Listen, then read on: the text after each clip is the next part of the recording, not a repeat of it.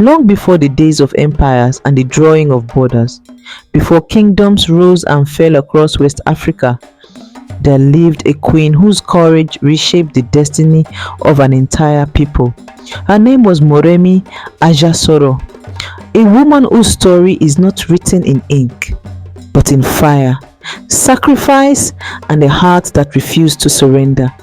And this is her legend. Welcome to Tales by Mo. Please be a part of our community by liking and subscribing. Your support helps us grow and brings more tales to life. Now, settle in. A new story begins.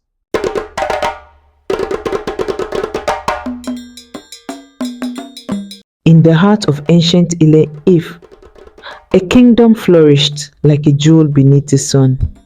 Its people lived in harmony, weaving color, music, and laughter into every day. But beyond the forests, something stirred, a shadow no warrior could name. Whispers spoke of raiders who moved like spirits, shimmering through smoke, striking without warning. Fear crept into the hearts of the people, and as the kingdom trembled, one woman stepped forward, Moremi Ajasoro, queen of unwavering courage. Her story was only beginning. Then came the night that tore the veil between the living and the unknown. Under the watch of a pale moon, Ile-Ife slept peacefully, unaware that danger drifted closer with the silence of a held breath. From the darkened woods, figures emerged, draped in raffia, moving with the grace of spirits, their faces hidden behind masks that glowed like dying embers. Torches dimmed, winds died, and an unnatural chill crept across the earth. From her balcony, Queen Moremi watched, and her heart knew the spirits had come. When dawn finally broke, its light revealed a kingdom wounded to its core. Homes lay in ruins. Mothers clutched their children with trembling hands. Fathers stared at empty doorways where loved ones had vanished in the night. The elders gathered in council, their voices low and filled with despair. They spoke of curses, of spirits too powerful to challenge, and in the doorway, Moremi listened, her heart heavy, her spirit pulled between fear and duty. Then the people came to her, eyes filled with pleading, their queen, their hope.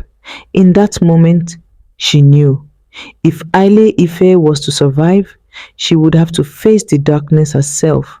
That night, while the kingdom mourned, Moremi stood in silence. Fear pressed against her heart, but duty pressed harder. She prayed to the ancestors, seeking strength for what she already knew she must do. No warrior had defeated the strange invaders. No strategy had saved her people. So Moremi made a vow to risk her life, to uncover the truth, and to free our people from fear. Alone and unshaken, she stepped toward the darkness. Her journey had begun. Under the cover of night, Moremi prepared for a journey few could survive. She stripped away her royal garments and clothed herself like a wanderer, a stranger no one would recognize. With trembling hands, she painted her skin, every stroke a reminder that she was walking into the mouth of danger. She stepped out of her hut, alone and unprotected. The forest of Ile-Ife swallowed her whole. Shadows shifted, strange whispers called through the leaves. Then she saw them, the so-called spirits, their glowing eyes watching her. And though her heart thundered in her chest, she let them take her, for this was her plan, to go where no one else had returned from. The spirits carried Moremi deep into the darkness, farther than any hunter had ever returned. But as she opened her eyes, she saw something unexpected. The so-called spirits removed their masks, and beneath the raffia were human faces. They laughed, they talked, they warmed themselves by the fire. Not spirits, not demons, but warriors in disguise. Moremi watched silently, her heart pounding. The truth was now clear. The fear gripping Ile-Ife had been crafted by human hands, and as flames crackled around her, she began to plan her escape. Night settled over the raiders' camp, and Moremi's mind sharpened like a hunter's blade. She watched them carefully, how they hung their raffia disguises, how their weapons rested beside the fire, how exhaustion crept into their bodies. One by one, the mighty spirits drifted into sleep. This was her moment, the moment she would risk everything.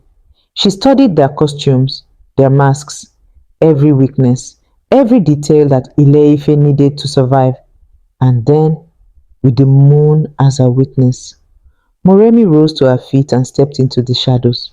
Her escape had begun. When the final raider drifted into sleep, Moremi rose from the earth like a shadow. Every step was a prayer, every breath a battle. She slipped between raffia costumes, crept past the men who had stolen her from Ile-Ife, careful not to wake even one. And then the forest opened before her. Bare feet striking the soil, she ran into the night, her heart pounding like a drum of war, for the fate of Ile-Ife rested on her escape. Dawn crept across the raiders' camp, and with it came the moment they feared most. Moremi was gone. Panic shattered the morning silence. Shouts rose. Feet pounded the earth. Masks and weapons were seized in a fury. The chase had begun. Deep in the forest, Moremi ran with every breath in her body. Branches tore at her skin. The sounds of pursuit echoed behind her. She carried the truth the raiders fought to hide, and they would stop at nothing to silence her. But Moremi was not running for herself. She ran for Ile-Ife. At last, after days of silence, darkness, and fear, Moremi broke free of the forest. Her legs trembled. Her breath came in ragged gasps, but she kept moving. Ahead of her, bathed in sunrise, stood Ile-Ife. Behind her, the whispers of the raiders stalked the trees, growing louder, closer, hungry for silence.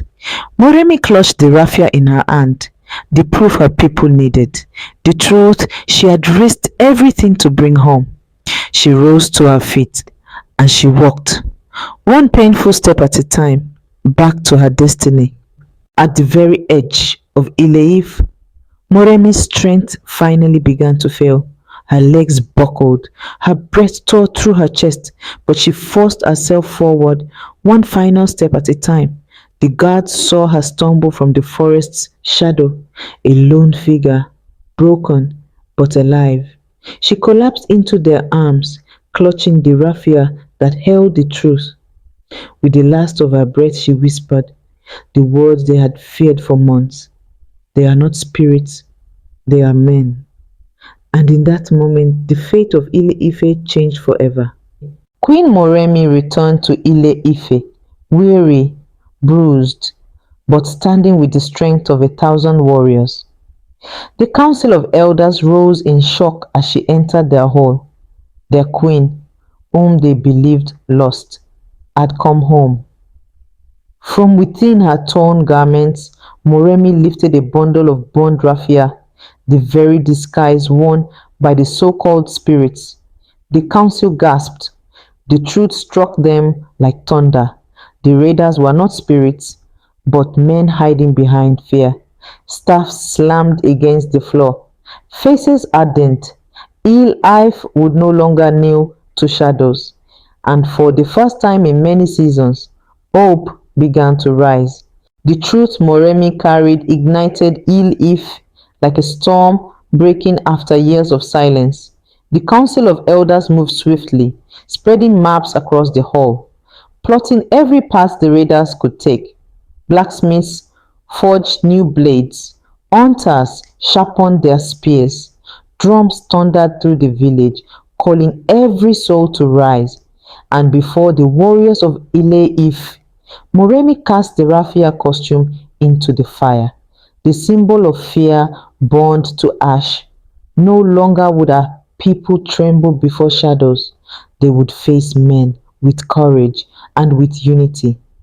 The people looked to their queen and hope returned to Ile-Ife like the first light of dawn. The warriors of Ile-Ife surged forward, led by the courage of their queen Moremi.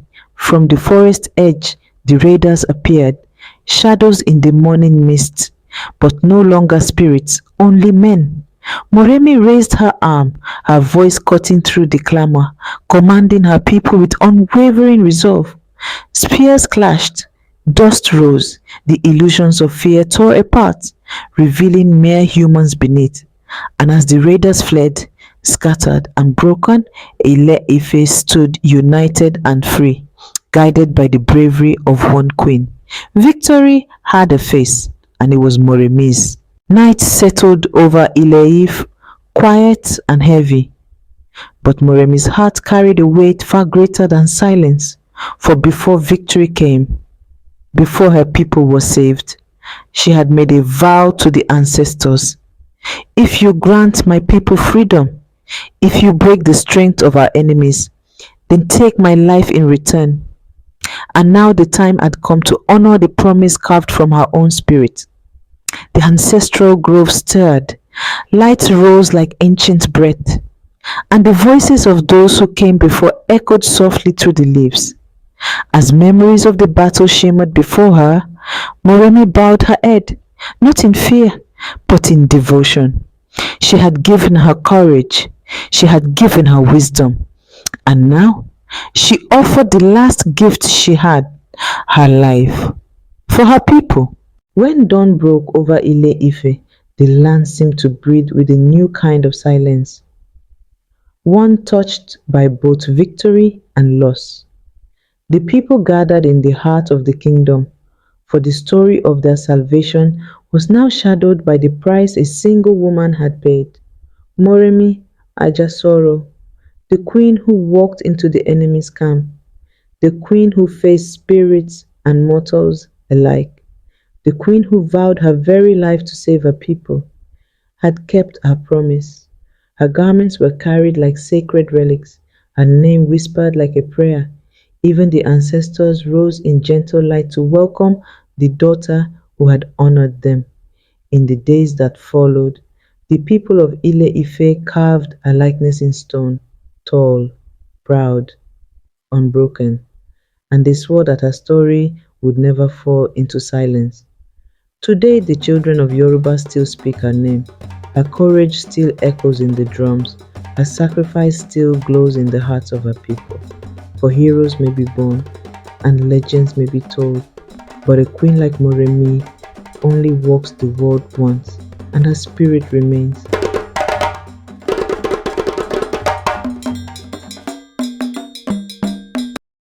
Thank you for watching. Please show some love and support by liking and subscribing to our channel. Thank you.